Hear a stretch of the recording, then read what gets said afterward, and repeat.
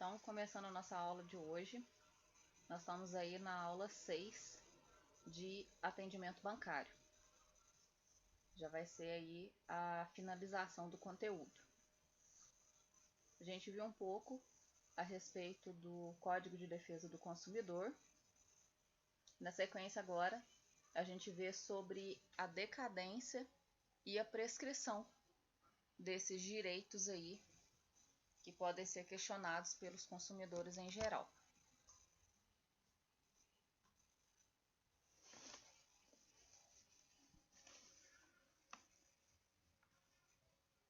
A gente sabe que dentro de todo atendimento, seja ele em produto ou prestação de serviço, vale-se aí o Código de Defesa do Consumidor.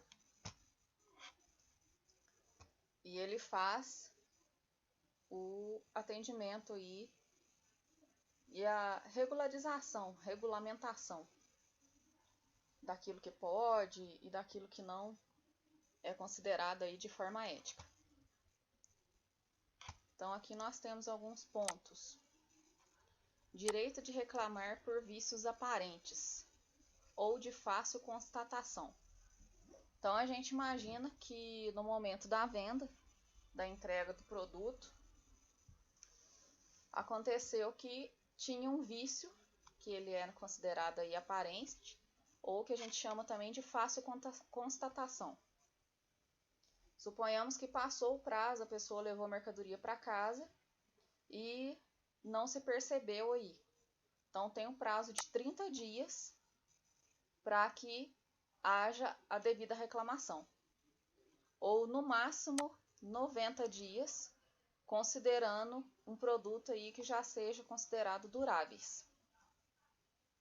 Então, 30 dias para produto aí de consumo e 90 dias produtos que são considerados duráveis. No caso do produto durável, é aquele produto que você vai ter ele não para uso e consumo e ele vai se desfazer ou ele vai se deteriorar. Ele consegue ter aí um tempo de vida maior. Então, são móveis, eletrônicos, o que mais que a gente pode considerar? Material de construção, dependendo do produto, vamos supor uma porta, uma janela, né? E considerando Sapato, bolsa, essa coisa entra? esses daí a gente entra como não duráveis, né? Porque eles já vão ter o atrito da utilização. Aí ele pega o prazo aí de 30 dias. Apesar que as fábricas costumam estar aceitando acima desse prazo. Inicia-se a contagem desse prazo a partir da entrega efetiva do produto ou do término da execução dos serviços. E a reclamação ela tem que ser comprovadamente formulada pelo consumidor junto aos órgãos competentes para que ele vá lá junto ao centro de atendimento mesmo do Código de Defesa do Consumidor para ele estar formalizando a sua reclamação. No caso, aqui na nossa cidade de Bependi, a gente não tem. O posto mais próximo vai ser ali em Caxambu. Tem aí também a questão do inquérito, pode ser aberto aí, inclusive, até um processo. Agora, se no momento que foi vendido esse vício ele não estava tão aparente, aí vamos fazer um prazo excedente com relação à evidência de defeito, que é aí o caso que as fábricas de bolsa e sapato já vão estar considerando, que não era um defeito que ele estava no momento da venda, que ele estava considerado aí oculto. Lembrando que o prazo de reparação para os danos fica aí pelo prazo de 5 anos. A prescrição dele, que é onde não tem mais a responsabilidade em cima do produto vendido. Sobre a desconsideração da personalidade jurídica, o juiz poderá desconsiderar a personalidade jurídica da sociedade quando, em excesso de poder ou infração da lei, ato ilícito e também quando houver falência. Então, quando ele fala que desconsideração da personalidade jurídica, ou seja, como se ele estivesse fazendo aí o encerramento da empresa. Aquele CNPJ ele já não responde mais por nenhum tipo de atividade. Aí, se houver, então, algum dano relativo ao consumidor, ou também quando houver falência da empresa. Muitas empresas, no momento de estarem comprovando a falência, usam esse artifício para conseguir estar negociando de uma forma mais tranquila em relação às suas dívidas a bancos e fornecedores, porque ela sabe que todos os seus devedores vão entrar com processo, todos vão querer estar exigindo seus direitos, e aí, fazendo o processo legal, comprovando via contabilidade que realmente não tem fundos, não há recursos disponíveis, ela consegue, digamos, organizar para que seja feita aí da melhor forma a quitação de todas as dívidas, inclusive aí os direitos trabalhistas. Só que o direito trabalhista ele entra como primordial, então ele é colocado em primeiro lugar para ser liquidado mediante as outras dívidas.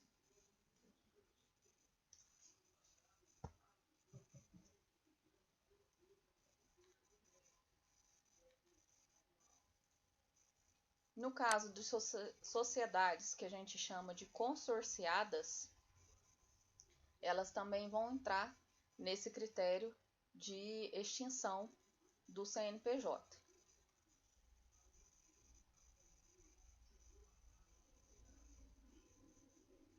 Aqui com relação à oferta.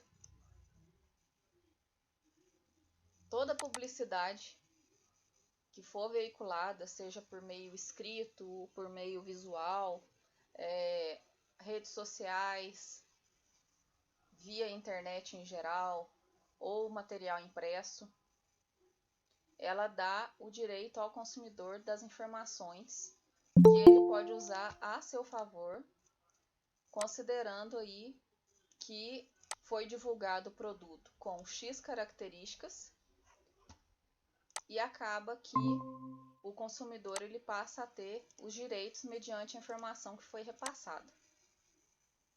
Então, como que seria isso?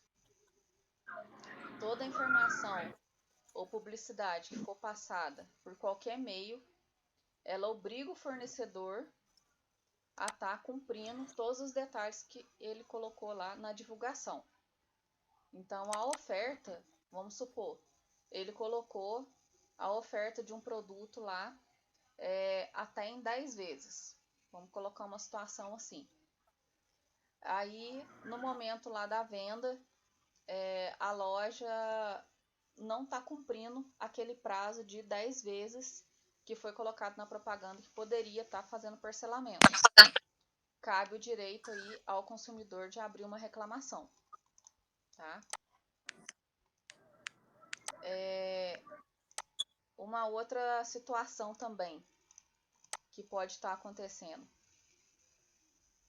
Oferta do produto, ele vai ter que constar todas as suas características e qualidades. Então, se ele fez a oferta de que ele estava colocando a mercadoria disponível para venda na cor vermelha e chegou no estabelecimento, não tem mais aquela opção de cor, ele tem que colocar lá na descrição da oferta que ele tem cores disponíveis a consultar. Ele também tem esse parêntese aí com relação à oferta a favor do consumidor, dele abrir uma reclamação da oferta que ele não possui produto, que é como se fosse uma propaganda enganosa.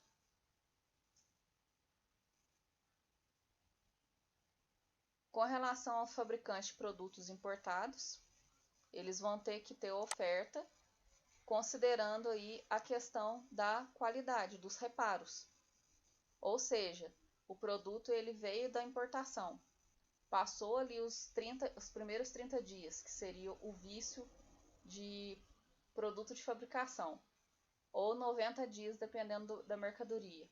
Até o prazo de 5 anos, esse fornecedor ele tem que aceitar a mercadoria e dar suporte aí para algum tipo de reparo. Isso é o que está a lei sobre a oferta da mercadoria, porque na prática a gente sabe que existem aí muitas falhas. Cessada a produção ou a importação, a oferta deve ser mantida em período razoável de tempo.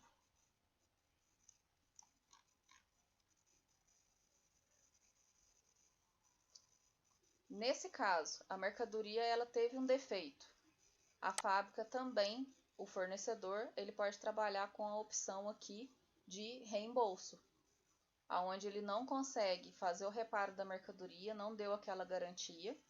O prazo de reclamação lá ele é de 5 anos, porém ele pode estar trabalhando aí como forma de indenização ao seu consumidor. As embalagens têm que constar o nome do fabricante e o endereço, todos na embalagem, em todos os impressos da transação comercial. Então a caixa em si, a mercadoria tem que ter o manual de instruções acompanhado e a caixa caracterizada aí com essas informações também.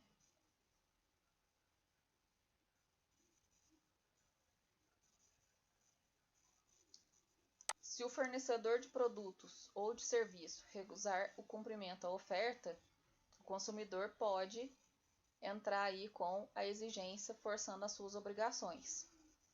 Aceitar outro produto equivalente, rescindir o contrato com direito aí à restituição ou exigir o cumprimento forçado da publicidade que foi colocada.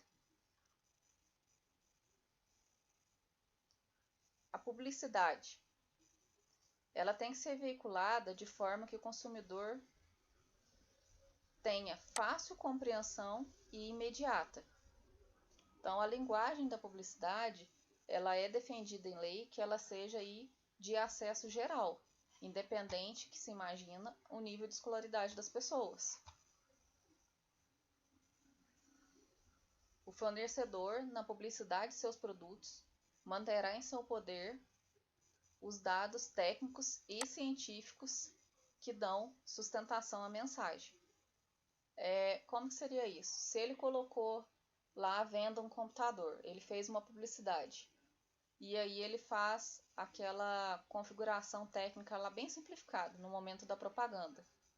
As informações complementares com demais detalhes têm que estar ali em posse do fornecedor para que o cliente possa fazer aí a solicitação. Ali está falando que é 500 GB de memória RAM, por exemplo. Aí, além dessa memória, além dessa descrição, o que mais que vai estar incluso no computador? Então, o fornecedor tem que ter essa informação complementar. Para quê? Para que seja preservado aí qualquer tipo de propaganda enganosa ou abusiva. Mesmo que seja por omissão, induzindo o consumidor a um erro. Quando ela é colocada de forma abusiva, ela vai estar incitando a violência, explorando o medo do consumidor, ou aproveita de deficiência também, né, ao consumidor em geral, e também considera-se ali o desrespeito a valores ambientais. E ela é prejudicial à saúde ou à segurança do usuário.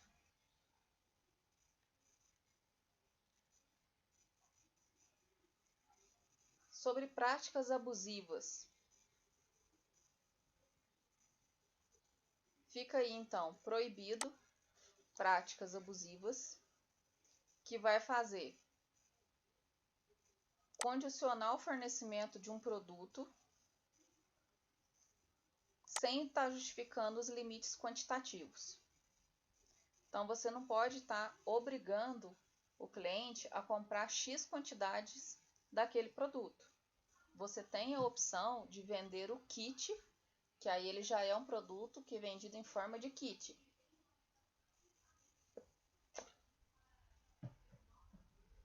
Na hora que você divulga que é um kit, você está veiculando a informação de que são tipo 2 peças, 2 unidades.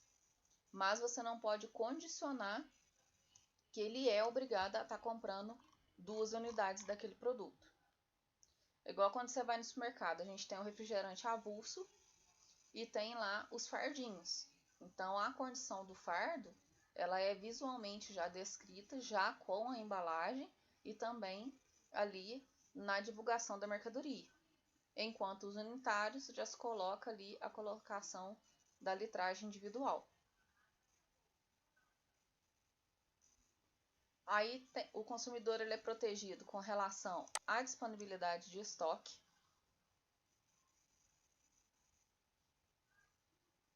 O consumidor ele tem direito de ser avisado previamente sobre a entrega.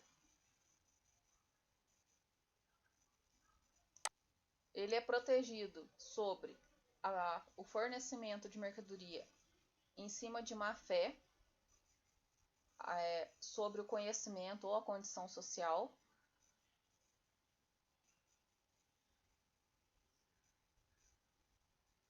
O consumidor ele tem direito à elaboração de orçamento, ele tem o direito de entrar na loja e perguntar só o preço do produto, e essa informação é obrigatoriamente, a partir que você é um estabelecimento, ser repassada ao consumidor.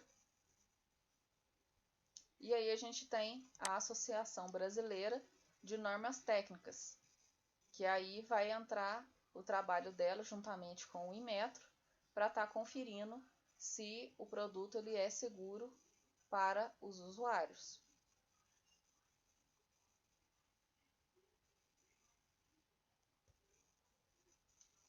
A lei também protege o consumidor da elevação de preços sem justa causa.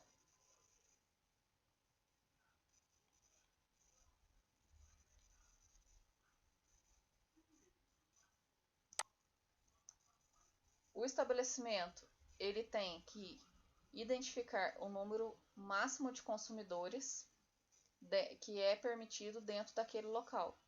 Também é uma coisa que a gente não vê com muita frequência. Geralmente, a gente vai ver em restaurantes, lotação máxima, X pessoas.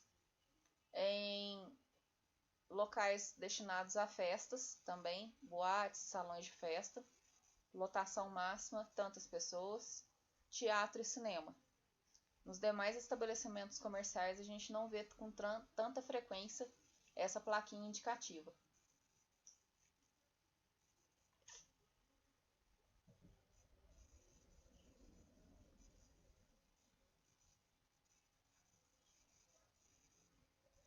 Toda vez que é passado um preço ao cliente na condição de orçamento, ele tem um prazo de validade aí de 10 dias.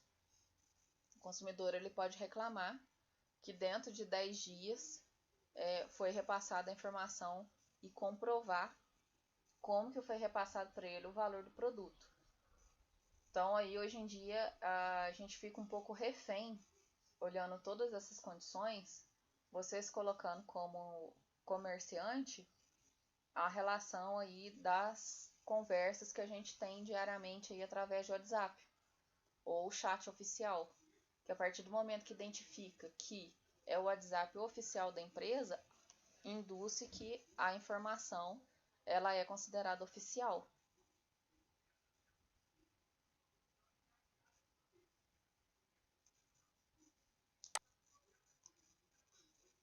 Vamos supor que para instalação você comprou um armário, por exemplo, um guarda-roupa.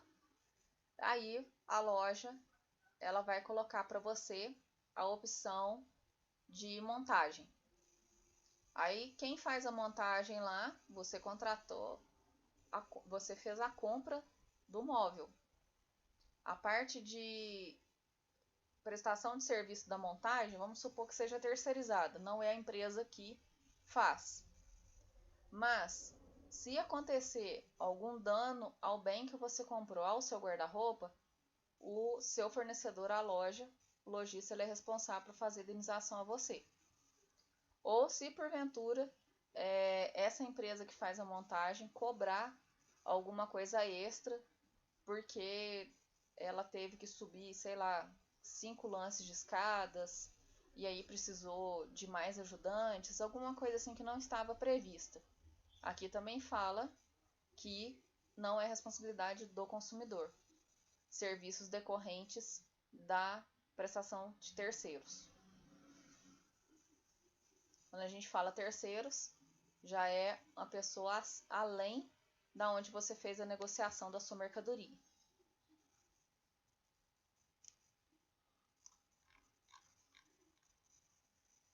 Sobre a cobrança de dívidas, tá? O consumidor ele está em débito, né? A gente chama de inadimplente. E aí a lei também fica a seu favor, que você não pode colocar ele, submeter algum tipo de constrangimento. Então, é aquela situação que você não pode falar sobre esse assunto perto de pessoas que não têm a ver, né? Não é o titular da dívida, em locais públicos, no local de trabalho, sobre a quantia também indevida. O consumidor ele pode se sentir aí ofendido e pedir aí os danos que a gente chama de danos morais também em cima. Se ele fez o pagamento, aqui no caso, ele fez o pagamento aí do valor incorreto, ele tem direito também a uma restituição adicional. E a identificação aí ela é feita por CPF ou CNPJ. Aí só abrindo parênteses, a maioria aqui já tem contato no comércio, então você não pode cobrar o cônjuge, os pais, o irmão, porque eles não são os titulares da dívida, apesar de serem aí do ciclo de convivência. Sobre banco de dados e cadastro de consumidores. Se eu fui no estabelecimento fazer o meu cadastro, eu tenho direito de ter acesso às fichas que são relativas aos meus dados pessoais, que estão arquivados lá. Inclusive agora recentemente, a LGPD, a Lei Geral de Proteção de Dados, ela fala a respeito aí dessas informações, e-mail, telefone, número de documento, residência, né, endereço completo.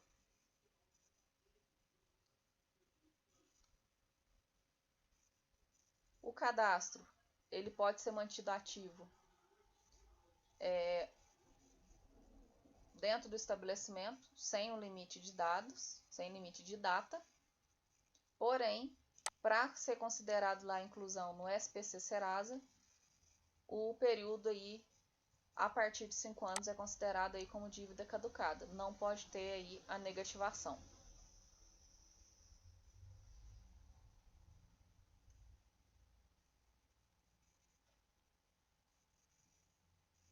Existe o prazo também para correção de alguma informação a respeito do cadastro, que é de 5 dias, sendo direito do consumidor ter acesso a esse cadastro e a devida conferência se ele foi feita a correção dentro do prazo.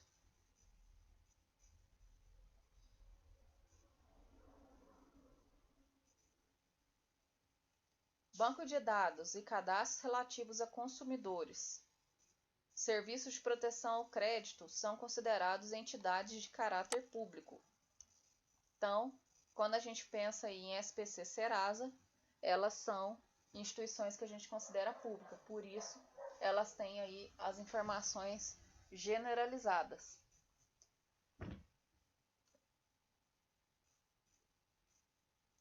Porém, esses sistemas de proteção ao crédito, eles não podem repassar as suas informações para os fornecedores. Eles vão estar te informando, fazendo a identificação do cliente, informar se existe débito ou não.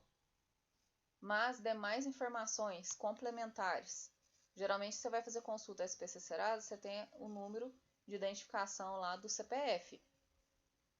As demais informações, como o endereço, filiação, número de documentos complementares, não devem ficar disponíveis aí ao fornecedor que está fazendo a consulta.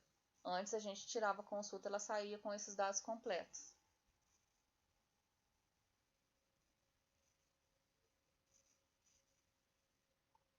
Aqui ele abre o parêntese com relação à pessoa com deficiência, que ele vai ter acesso à informação aí de uma forma acessível, conforme a sua condição.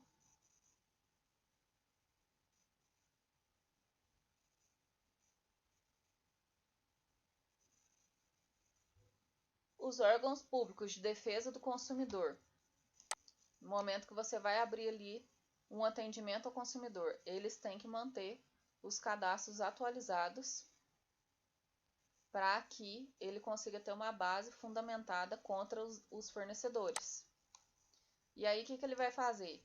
Ele vai ter entidades assim, eletrônico, tem o Reclame Aqui, outros sites, e física a gente tem o posto mais próximo de nós ali em Caxambu, que vai fazer a defesa perante o consumidor, que é o que a gente chama de PROCON. Aí ele vai divulgar a informação. Qual que é a informação que o PROCON vai estar fazendo? O PROCON ele vai estar procurando a informação para colocar em exposição a identificação do fornecedor. Então, por exemplo, vou criar uma situação aqui. Houve uma reclamação relativa à empresa Zema, por exemplo, de um atendimento de uma mercadoria com defeito, não estavam querendo realizar a troca da mercadoria. Aí ele vai fazer todo esse processo e vai ficar ativo lá no banco de dados essa opção que houve aí um impasse num determinado atendimento em relação ao produto, e isso é a informação que vai ser considerada aí pública, que é a reclamação fundamentada contra fornecedores.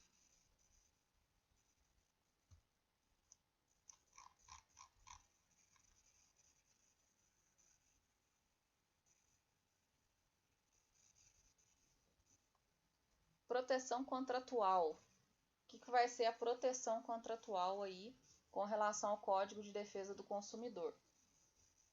Dando continuidade aí à disciplina de atendimento bancário. Nós estamos na aula 6, já é a finalização aí dessa disciplina. Na apostila 1, a gente está na página 335. Os contratos, eles vão regular as relações entre o consumidor e o fornecedor. Então, quando você faz um contrato, você está querendo dizer o quê? A fábrica ela vai estar colocando as características do produto, o valor cobrado comercial, o prazo de garantia. O básico de uma negociação é essa.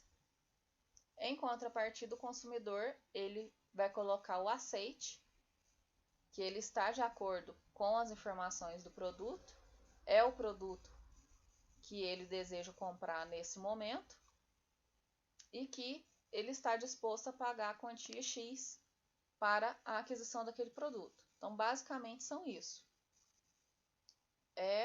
As intenções de ambas as partes.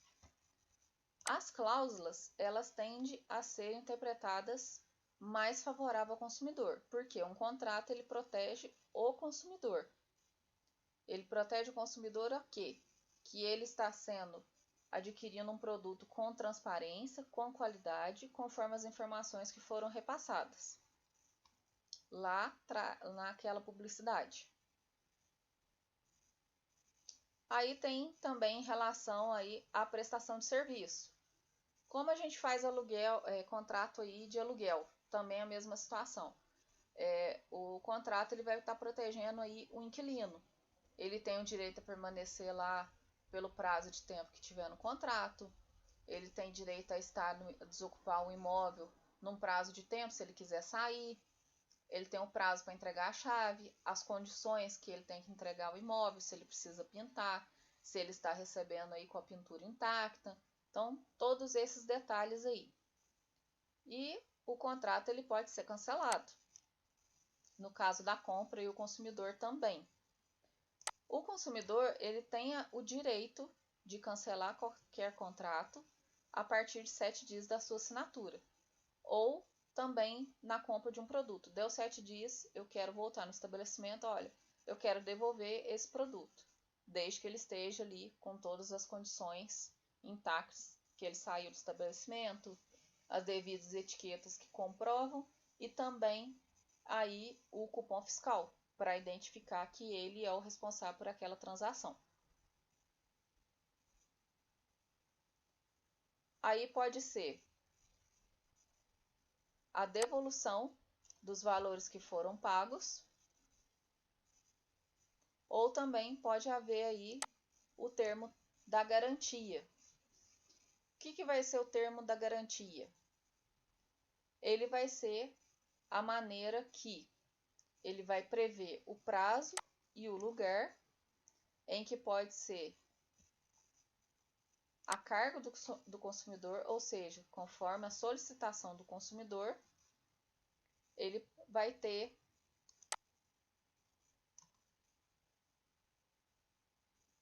o fornecimento daquela mercadoria ou a devolução dos seus valores. Então, o termo de garantia, ele vai estar conferindo que a mercadoria está de acordo com a linguagem que foi colocada lá no manual de instruções. E qual que vai ser a data da entrega daquele produto. Então, geralmente, você pega grandes empresas como Zema, Edmil e etc. Você vai lá, você faz uma compra, a mercadoria não está disponível ali de pronta entrega. Então, tem esse termo de garantia que comprova que a partir de tal data, o prazo de entrega, tudo certinho, o produto, a descrição do produto, o valor que foi pago para ser efetivada aí essa venda. Cláusulas abusivas. Aí as cláusulas abusivas já vão ser aquilo que está prejudicando o consumidor. Então, ele vai ter o quê? O produto que já tem algum vício ali na fabricação, tá? Que ele está sendo vendido aí de uma forma incorreta.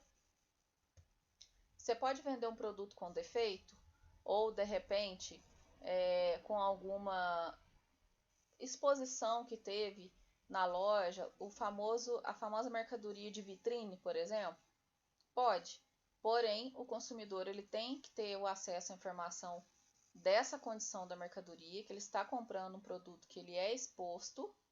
Geralmente as lojas Edmil fazem queima de estoque, produto de vitrine. Então eles colocam um nome bem específico, uma campanha direcionada, porque é direito do consumidor saber dessa condição do produto que ele está comprando.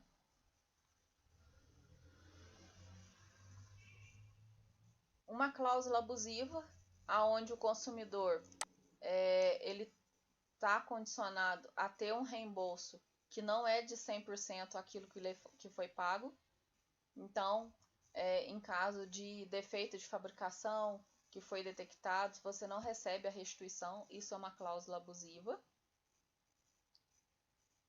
Que vão transferir responsabilidade a terceiros. Se você foi lá, fez a negociação na Edmil, e eles colocassem uma cláusula que, em caso de defeito, a responsabilidade é do fabricante. Não, ele é o fornecedor imediato, a negociação foi feita com ele. Então, ele teria que te reembolsar e ele se vira com a fábrica.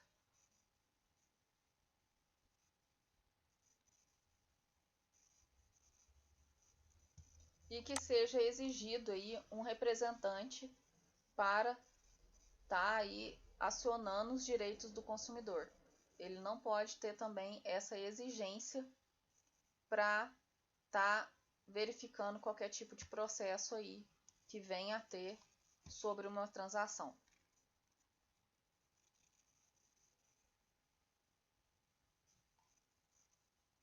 Aqui ele coloca para a gente um destaque sobre a variação de preço. O que é de maneira unilateral? Você foi lá, você comprou um guarda-roupa por um valor X. Tá. E aí o prazo de entrega, vamos supor que seja ali de 30 dias. Se durante esse período ocorreu lá que a fábrica te repassou o guarda-roupa mais caro, o lojista ele vai ficar com esse prejuízo da diferença no bolso. Ele não pode obrigar, no caso o consumidor, a falar assim, você tem que pagar a diferença agora porque a remessa nova está mais cara. porque ele fez a divulgação de um valor, então a contratação foi feita em cima do valor 1. O valor 2 vão ser aí para novas negociações com outros consumidores. Aqui ele fala sobre o cancelamento do contrato, somente o consumidor. A empresa foi lá, quis cancelar o contrato e devolveu o dinheiro para o consumidor sem demais explicações. Também não é um direito aí do lojista.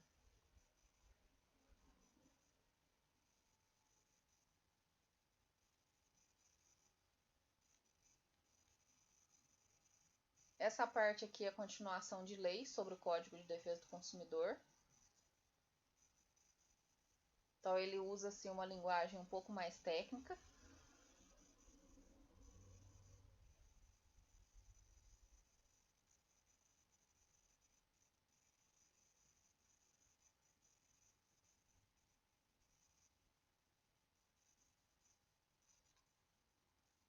Aqui ele coloca uma observação com relação ao Ministério Público. Qualquer consumidor pode acionar o Ministério Público para a revisão aí de cláusula contratual em cima do Código de Defesa do Consumidor. Então, eu tenho um problema para estar resolvendo junto a um estabelecimento, quem que eu vou procurar? A gente tem o direito de ir diretamente aí ao Ministério Público.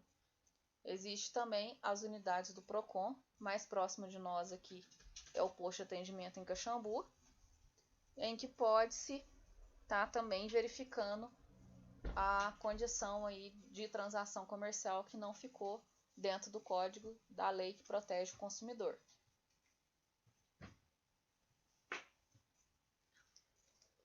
O preço do produto ele vai ser sempre em moeda corrente nacional. E aí, por um acaso, se acontecer a inclusão de taxa de juros, então, por exemplo, você divide um produto em 3 vezes, e se for de 4 a 12 parcelas, ele vai cobrar juros. O fabricante ele tem que estar colocando essa opção de parcelamento, é um direito da fábrica cobrar diferencial do lojista, mas ele tem que estar determinando, demonstrando na parcela qual que é o percentual de juros que ele está cobrando. Depois, a taxa de mora em caso de atraso também no pagamento. No caso de prestações, qual que vai ser a periodicidade delas? A maior parte das compras, né, das negociações, agora tem sido muito em cartão de crédito. Então, já vai aparecer lá a opção de parcelamento lá e coloque-se, ou seja, num papel, no caso, no material impresso ou virtual, essa descrição. Mas suponhamos que seja uma loja que trabalhe com o crediário próprio. Então, para ele colocar essas prestações e essa definição aqui, e a somatória total da notinha, ela tem que estar com todos esses descritivos aqui. Qual que é a parte de juros? Juros adicionais, no caso, juros de mora com relação a atraso. E tem um teto. Eu não sei se vocês já prestaram atenção, às vezes quando você recebe o boleto com código de barra, lá nas letrinhas miúdas ocorre assim, em caso de atraso, senhor caixa cobrar X juros, X mora e etc. Essa mora, o sistema bancário, qualquer valor que você colocar lá, o sistema vai aceitar. Só que aqui, conforme a lei, o Código de Defesa do Consumidor, vai acontecer que tem um termo, um limite de 2% do valor da prestação. Isso aqui é uma coisa interessante, que as pessoas muitas vezes não prestam muita atenção na hora de configurar o boleto próprio. Eu sou uma empresa que emite boleto. Eu vou acessar o sistema do banco, vou gerar o boleto para o meu cliente, posso colocar lá que vai ser 30%. Pela lei, vai ter ali que essa mora, ela vai ter o teto de 2%. Se o meu consumidor ele quiser pagar antes do vencimento, a lei também protege que ele vai ter uma redução proporcional ao que ele antecipou. Trabalha-se muito os bancos com esse tipo de transação. Você vai lá, sua parcela vence mês que vem. Você quer pagar ela agora, o banco ele dá essa opção de você pagar com o famoso desconto. Uma forma muito recorrente, agora está sendo mais divulgada, antes não era com tanta divulgação assim, era o que? Você fez um financiamento no banco, você está pagando a prestação do mês de março. E aí você quer pagar a prestação, a última prestação, que é o que a gente fala de pagar de trás para frente. Gente, o desconto ele é absurdo, tá? Então vale a pena se você tem algum empréstimo no banco, alguma coisa que você paga, financiamento de carro, moto, casa, tá verificando a questão de você sempre estar pagando duas prestações, ao invés de você pagar elas sequenciais, porque o desconto ele acaba sendo muito grande, devido ao que? O prazo que você está antecipando.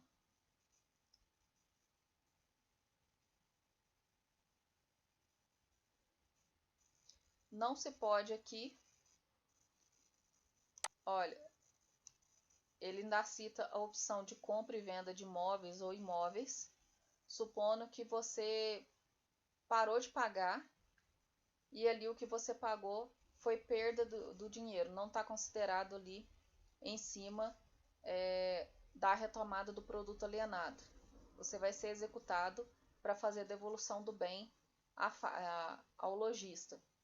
No caso, vai ser devolvido e você tem o direito a estar recebendo uma parte daquilo que você pagou, tá? Então você não tem essa opção aqui de perda total das prestações. No caso de consórcio, também é como se fosse um financiamento. Aí acontece o que? Eu entrei no consórcio, eu estou pagando ele, só que chegou um determinado momento eu não quero participar mais, eu quero cancelar. E aquilo que eu paguei? Eu também tenho o direito de estar recebendo meu dinheiro de volta. Não vai ser 100%, porque tem lá as despesas próprias da administradora de consórcio, então é descontado lá as tarifas, mas eu tenho direito depois de aguardar a forma do consórcio estar me restituindo. Então tem casos que vão ter sorteio para os desistentes, outro caso você tem que esperar finalizar o prazo do grupo, e aí tudo isso vai estar no contrato também no momento que você fez a adesão lá ao sistema de consórcio. Tem muitas pessoas, só aproveitando o tema consórcio, que entram no consórcio como uma forma de guardar dinheiro. Eu tendo a prestação ali, eu não vou querer comprar o carro, não vou querer comprar a moto, mas eu tenho um jeito de eu guardar dinheiro. Não é a forma mais indicada. Por quê? O consórcio, gente, ele tem uma taxa. Mesmo que ela seja considerada pequena, mas acontece que o seu dinheiro ele não vai ter um rendimento assim muito crescente. A forma ideal de você guardar dinheiro é você fazer depósito exatamente em fundo de investimento, poupança, CDC, outras opções, tá? Mas digamos que você queira ir na opção do consórcio e no final pegar o dinheiro. Então você vai pegar o dinheiro acumulado referente ao que você pagou, deduzido as despesas. Agora, contrato de adesão. O contrato de adesão, ele vai ter cláusulas que vão acordar para um fornecimento futuro de um serviço ou entrega de algum produto. É o que a gente chama que você aderiu ao produto. Ele vai ser o quê? Um formulário inicial sobre a negociação que você está fazendo. Também vai ter que ter todas as especificações de um contrato.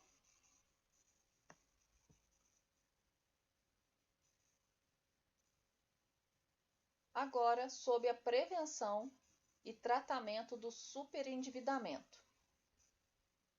No caso aqui, ele fala sobre a pessoa física sendo responsável pelo crédito e educação financeira do consumidor.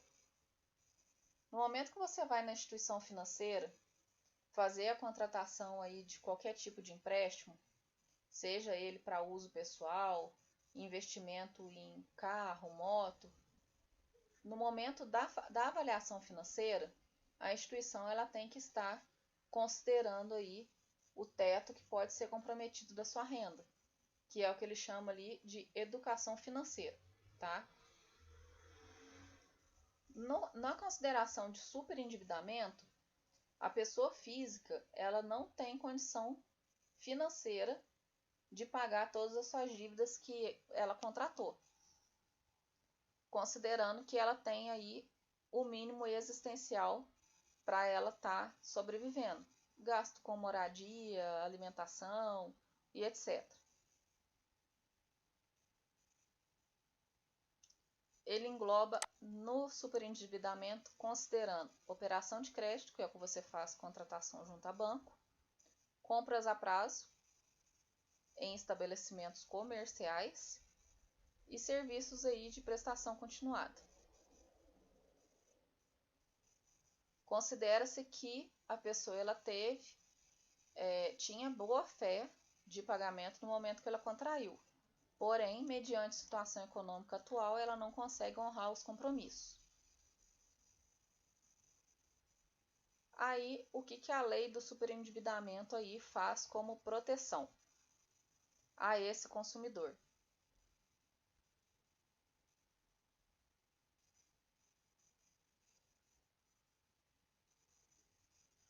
No momento que você está lá fazendo a negociação junto ao banco de um crédito que você está contratando, você tem direito à informação que a gente chama de custo efetivo total. O custo efetivo total ele vai estar incluído todos os encargos descritos ali da prestação que você vai pagar, por quanto tempo, e dentro da prestação, se você paga lá para o banco R$300, quanto que ele está abatendo do capital contratado, do capital financiado, quanto é relativo a juros e também considerando aí que se você atrasar, o que vai ser cobrado. Você tem direito a todas essas informações.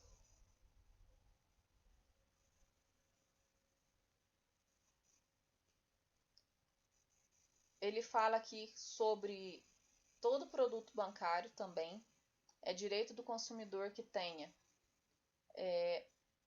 o descritivo desse custo efetivo total. Então, seja lá cheque especial, cartão de crédito e empréstimos, todos eles têm aí a despesa de taxas, multa e juros, tem que estar descritivo aí no momento da sua contratação.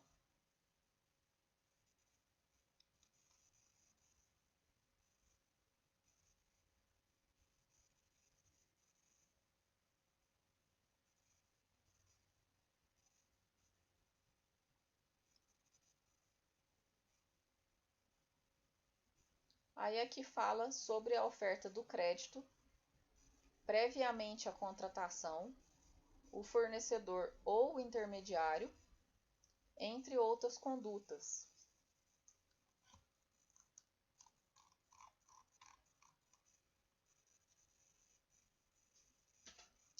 Esclarecer adequadamente o consumidor, considerando aí a sua idade, a sua natureza, ou seja, se a pessoa tem a instrução para compreender as normas técnicas. Se não tem tanta escolaridade, né? Aí você tem a obrigação de estar utilizando linguagens simplificadas para poder fazer a melhor compreensão como um todo.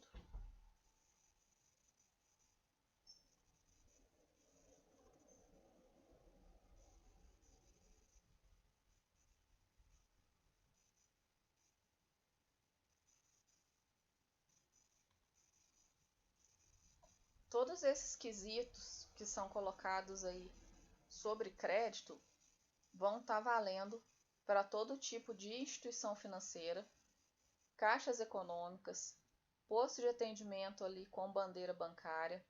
Agora a gente tem a figura aí dos bancários autônomos, onde você consegue ter uma agência de fomento desse tipo de mercadoria, que pode estar vendendo operações de crédito em geral, cartão de crédito, consórcio, tá? Então, só lembrando, o que vai diferenciar esse pessoal aí de uma instituição bancária, do que a gente vai chamar de banco? É simplesmente a questão da conta corrente. Se existe o produto conta corrente, é um banco. No caso, não tem, o sistema não está comportando conta corrente, ele é só venda de produtos avulsos, aí é o que a gente chama aí do bancário autônomo, das fintechs ou postos de atendimentos, tá? Entre parênteses, a gente tem aí as caixas econômicas, que vai ser em outra categoria, e também as cooperativas de crédito. Mas todas elas, eles têm toda a regulamentação que a gente viu agora de divulgação de informações para serem seguidas.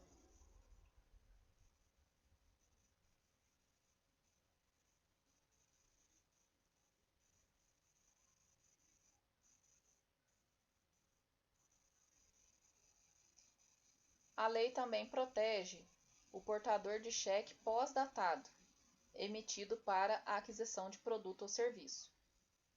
Na verdade, com relação a cheque, não existe o famoso cheque pré-datado, que você emite ele agora com vencimento por uma data futura.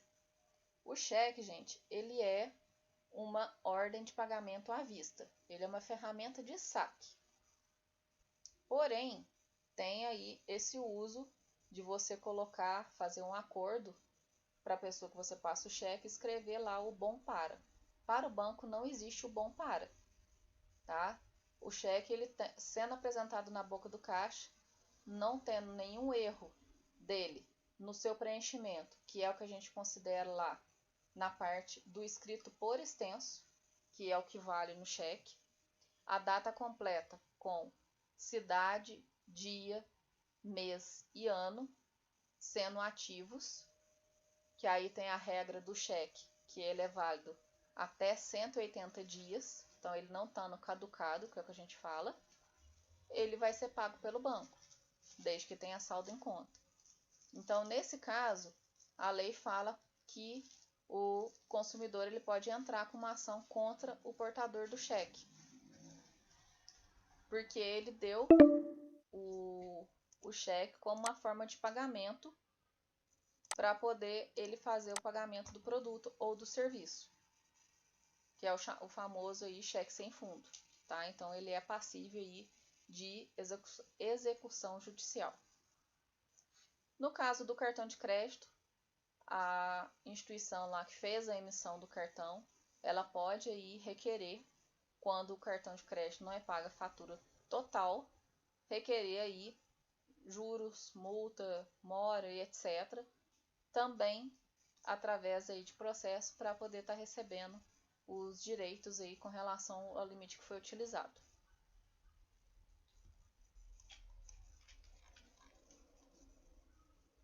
Aqui ele não descreve para nós o tipo de processo, tá? A gente fala processo, que vai ser aí uma ação judicial, mas dentro do judiciário existem várias escalas que você pode estar solicitando a contestação, a solicitação de algum tipo de pagamento.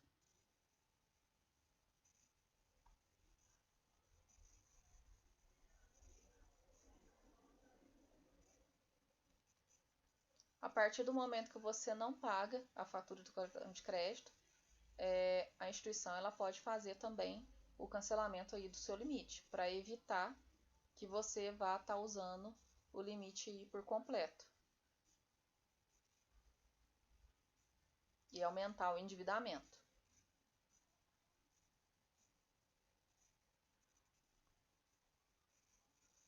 Aqui ele fala, sem prejuízo, é dever de informação que o consumidor, no caso, vamos supor que eu estou devendo um banco, estou devendo cartão de crédito, eu vá lá solicitar o contrato, a minuta do contrato em relação ao produto que eu fiz a contratação, para que eu veja qual que são os meus direitos mediante aí um novo cenário.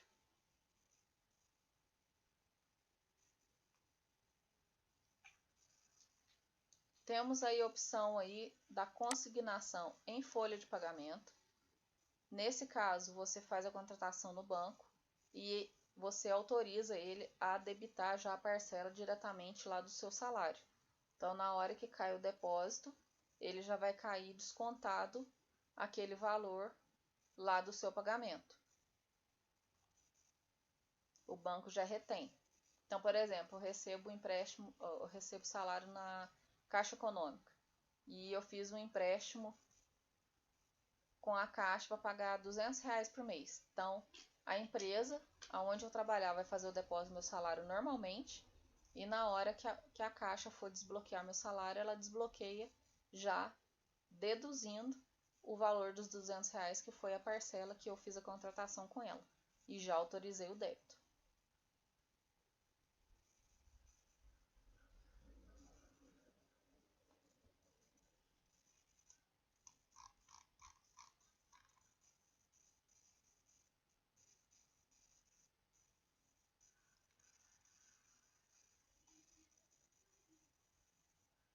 As sanções que a gente fala que são judiciais aí no quesito administrativo, tá?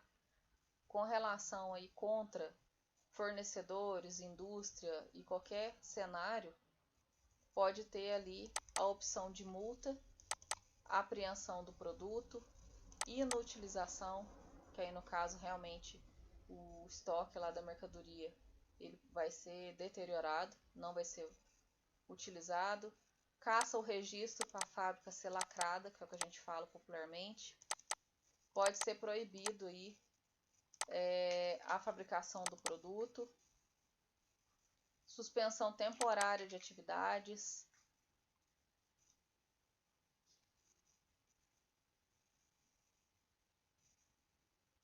e também tem a opção aí de pena graduada com multa de acordo com a gravidade da infração. A infração, no caso aí, vamos considerar o crime que foi cometido por fábrica ou fornecedor.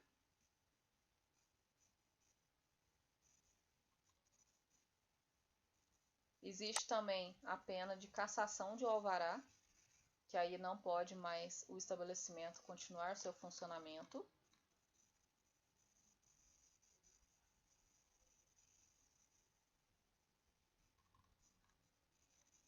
E aqui sobre infrações penais, no caso o Código Penal aí, ele já é um pouco uma opção mais pesada, né? Infração penal, vai ser as leis especiais.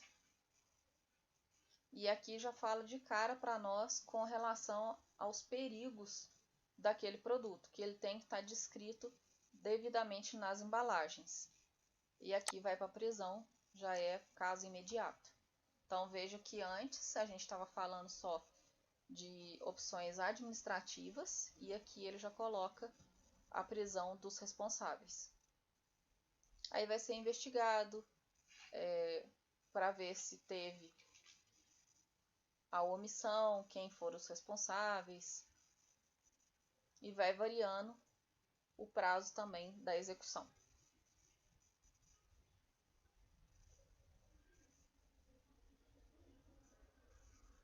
Fica estendido aí quem fizer afirmação falsa ou enganosa, quem patrocinar o tipo de oferta que você teve aí algum ganho paralelo com esse tipo de ação,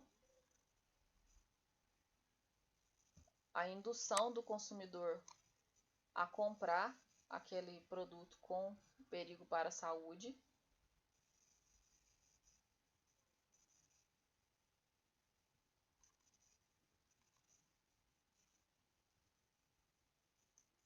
dificultar o acesso do consumidor sobre os cadastros,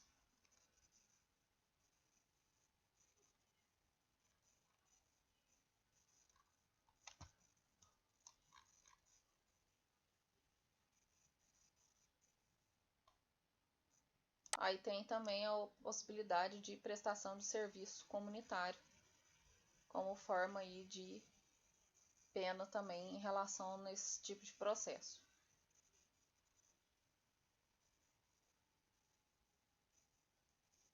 A defesa do consumidor em juízo. Aí já tem, imaginando que a gente teve a sentença. Pode-se haver aí a defesa coletiva, na onde você tem um grupo de várias pessoas envolvidas,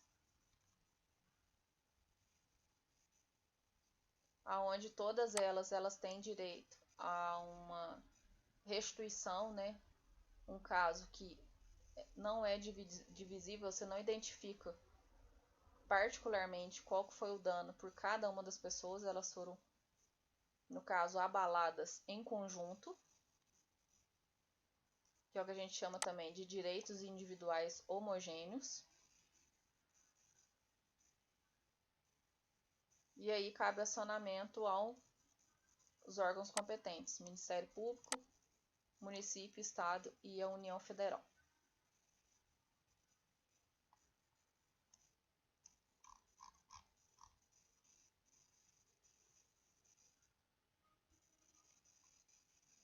Aqui ele continuou falando sobre o processo.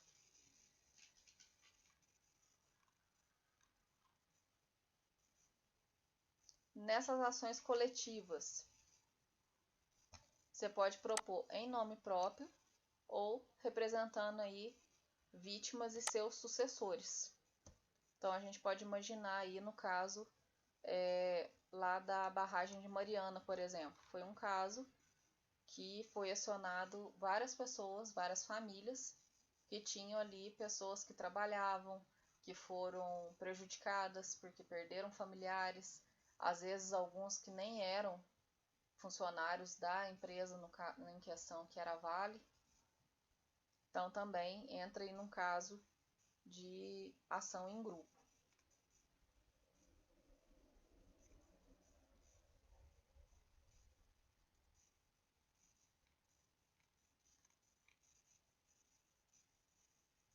Sobre as ações e responsabilidade do fornecedor.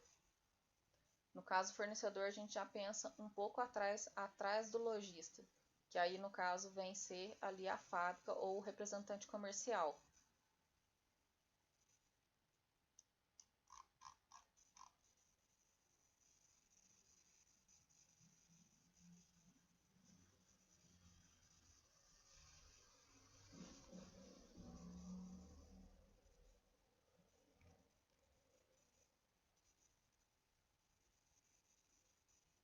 Aqui ele fala sobre a coisa julgada.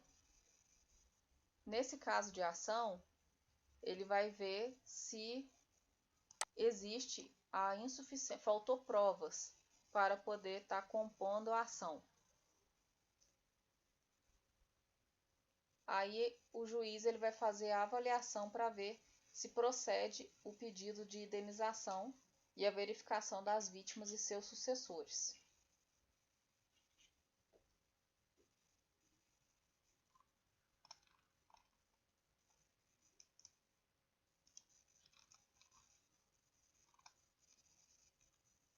A gente falou sobre o superendividamento agora há pouco e existe aí a inclusão, a partir de 2021, da conciliação. O juiz pode instaurar um processo de repactuação de dívidas. No caso, é uma audiência que a gente chama de conciliatória. Pode ser representado aí na presença do juízo, ou então pode-se ter lá o seu representante junto ao fórum. A dívida, no caso, ela passa a ser parcelada com prazo máximo de 5 anos. Porque aí o juiz ele tem que fazer uma opção também que quem está recuperando o dinheiro não vá também ser prejudicado.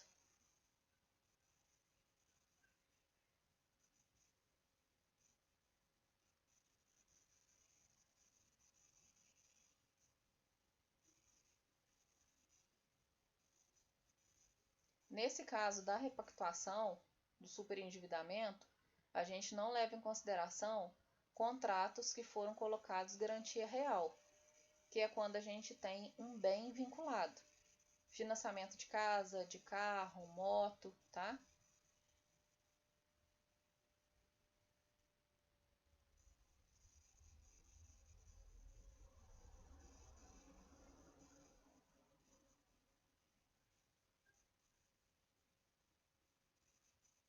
Aí pode acontecer que uma das partes não compareça e o não comparecimento injustificado de qualquer pessoa, ele vai dar a suspensão ali do processo. Ele só feito mediante a conciliação de ambas as partes. Pode ser feito aí, no caso, a revisão de encargos, é o que tem se feito muita propaganda aí nas redes sociais, muita divulgação aí com relação a escritórios de advocacia. Vamos revisar, vamos ver o que seu banco anda te cobrando, você tem direito a essa revisão de contrato. Então, assim, o banco ele vai colocar as cláusulas que ele vai estar fazendo as contratações e adesão ao consumidor. No caso de inadimplência, é uma ferramenta de defesa. Você pedir a revisão dessas tarifas e verificar se a parcela do seu contrato ela é matematicamente viável, se ela está sendo justa, está sendo honesta de acordo com a contratação que foi feita lá atrás.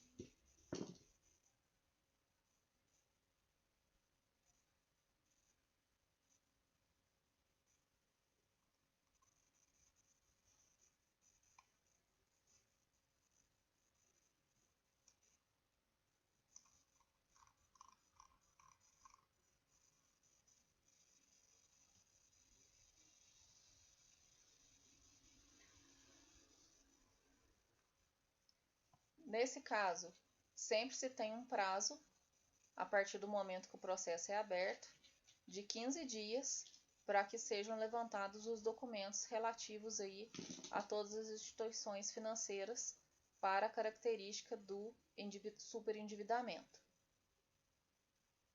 Por que tem que ter esses limites, essas cláusulas?